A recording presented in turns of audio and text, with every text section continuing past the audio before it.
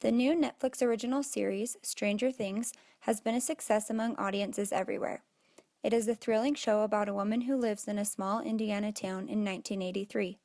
When Joyce's son Will goes missing, an investigation is launched. As the town searches for answers, they unravel a series of extraordinary mysteries involving secret government experiments, unnerving supernatural forces, and a very unusual little girl. This series deals with the idea of altering time and space. This idea relates to earlier films such as Star Wars, X-Men, and Goonies. This idea of time and space also ties into the theme of dark versus light.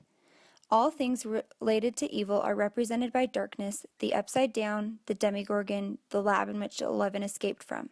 Opposing this darkness is the light, or goodness, found in 11, the lights Will Byers uses to communicate that he's still alive, and the light that develops the photos leading Nancy and Jonathan to find Nancy's missing friend, Barb.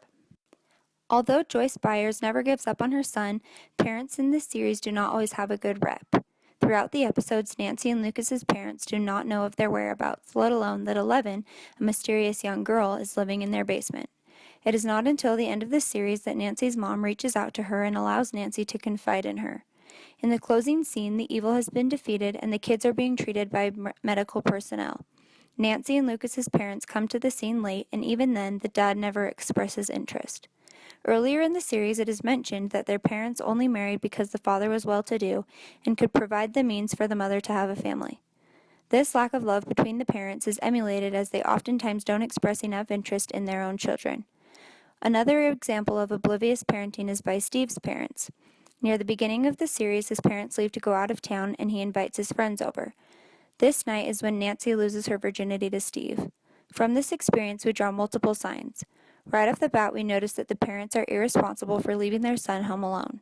Not only are the kids drinking and smoking, but they are fooling around and putting themselves at risk hanging out near the pool. It can also be noted that at the same time that Nancy is losing her virginity, she is losing her friend Barb. This connection ultimately makes us question what society is teaching today. Is it okay to follow social norms just to fit in, or should we stick to our own morals and the people we genuinely care about?